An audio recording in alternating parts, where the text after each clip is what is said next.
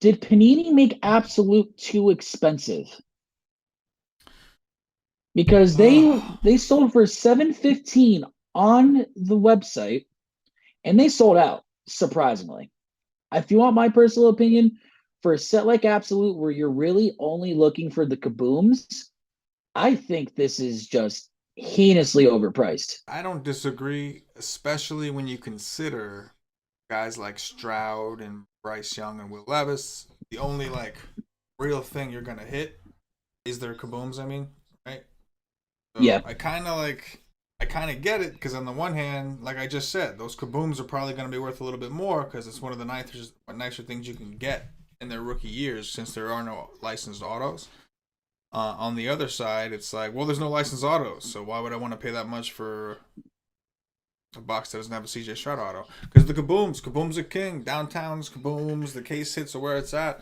So I'm not that surprised. I did think they were a little high, but you know what? They sold out. So as far as they're concerned, mission accomplished. Now I know Tom would talk about maybe what do you call it? The distributors dripping.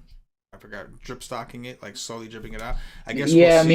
me and Tom had a me and Tom did have a discussion about that with the drip stocking stuff. But Yeah, he honestly, I don't necessarily know that they would even want to do that right now because they have so many releases coming up. They got it's so Phoenix coming high. up, It's so so high many right things now. coming. And again, with Panini releasing the price where it was, there's not like so much room for it to go up in the immediate future with football season ending, unless Stroud wins the Super Bowl. Yeah.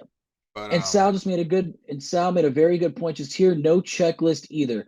The checklist for this has just came out this morning. So you had a bunch of people buying boxes, buying into breaks, all this stuff, just basically freeballing it, not knowing what the hell was in there. We finally got the checklist out for this. You have 55 kaboobs, you have 50 glasses, and I forget how many explosives, but especially at the price of 715, if you bought it for that off of Panini's website, there is no ROI on this box at all if you're looking to buy this box and try to make a little bit of profit off of it, unless you pull a kaboom. And even then, you have to pull Richardson kaboom, Stroud kaboom, a rookie kaboom to maybe make your money back.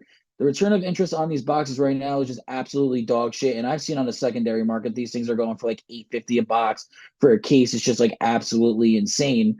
We have them actually priced very well right now on Card Breakers. We are ripping below retail. It's just it's absolutely crazy to me. And how I see it is that Panini's just trying to make much money as they can as they're walking out the door. and I don't blame them to be honest with you. If I knew my license was ending in a couple of years and there's nothing I could do about it, I'd try to make as much money as I could too. Um, I don't especially blame if them for you the fact of I don't blame them for the fact because of all the lawsuits and shit. They're just kind of like big dick swinging and they're like, yeah, we're still the king of cards. We could charge whatever you want, and the consumer's still going to buy it because you want their rookie cards. That's just what they're doing. It's just a dick swinging contest at this point. well, it's also about trying to raise the valuation of your company because Mm-hmm.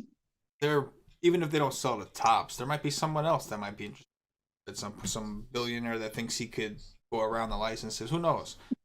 So it's about before they're at that position where they're ready to sell, getting their valuation up. So again, with this, the problem with Absolute is the actual cards themselves, outside of kabooms and glasses and explosives, whatever, aren't as desirable. Like they're cool. I like them personally. I think they're cool, but it's not like they have the highest resale value Yeah, it's dog out there. shit. If we're gonna be completely frank, it's not the best. So but the kabooms are king. I get it. They got a great product with the kaboom, and they added more kabooms, right? You saw the checklist.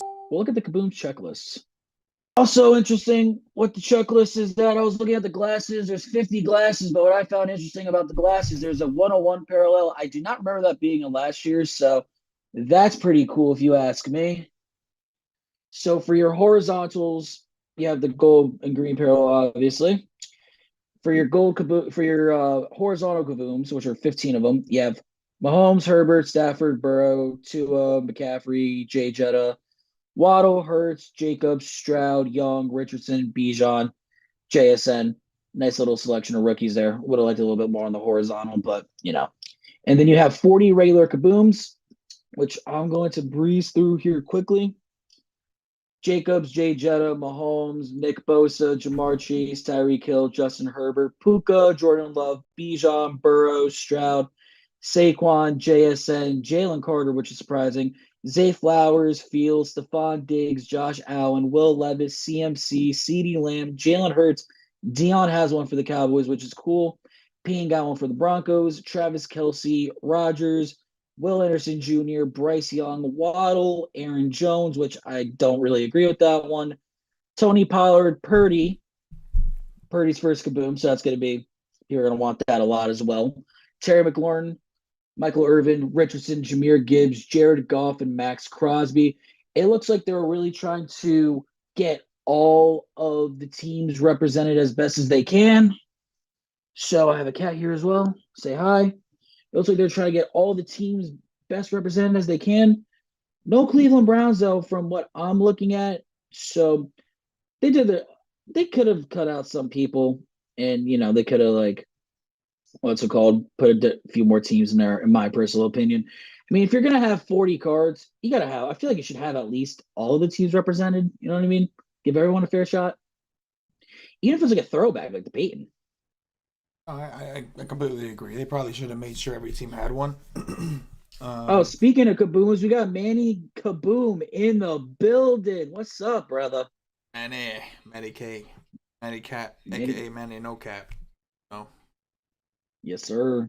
Yeah, I think that it's cool to put more players, like give more opportunity, because like we had cases last year. I think out of the like 7 or 8 we did, like two at least two of them didn't have a kaboom, and that was disappointing. Not saying that's not the case again this year. I'm sure it is, but if you put a little, I'd rather you add more players, because even if you hit like some veteran, like regular dude, kaboom. If you jumped into a case break or ripped a case for yourself, you'd like to hit at least one. Give me one fucking kaboom. I mean, it's like, Yeah. so, I'm cool with that. Especially because, like, you can still keep the Strouds and the good players scarce. Like, you're not even have to raise the permit for everybody. Just add a few more players. If there's another, Nick Chubb, kaboom, that going to kill anything? No. Like, whatever. You do it with downtowns. How many downtowns are these guys, some of these veterans? You could have you could have done a Miles Garrett kaboom. Yeah. I would say Deshaun Watson because they have given him case hits, but a lot of people Next aren't year, there really might be high a on Flacco Deshaun kaboom at Watson. this rate. Yo,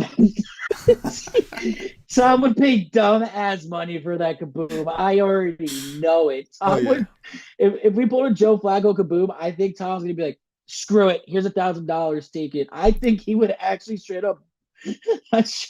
Tom would put a bounty out for it, bro. We'd have a Card Breakers bounty. Yeah, the 101 Joe Flacco kaboom would have like a $3,000 bounty on it, knowing Tom. Yeah. That'd be. Yeah. Stephen Morse, I'm gonna change my name to Hit Parade King. Love it. That's so funny. Yeah, no, but yeah, just to sum it all up, Absolute, is it too expensive?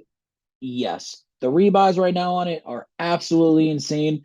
And if you're watching on YouTube, definitely check out the Facebook group because we are ripping it below retail. And we don't know how long we'll be ripping it below retail because once we start getting into rebuys, everything's going to have to get priced up just because these prices are absolutely insane.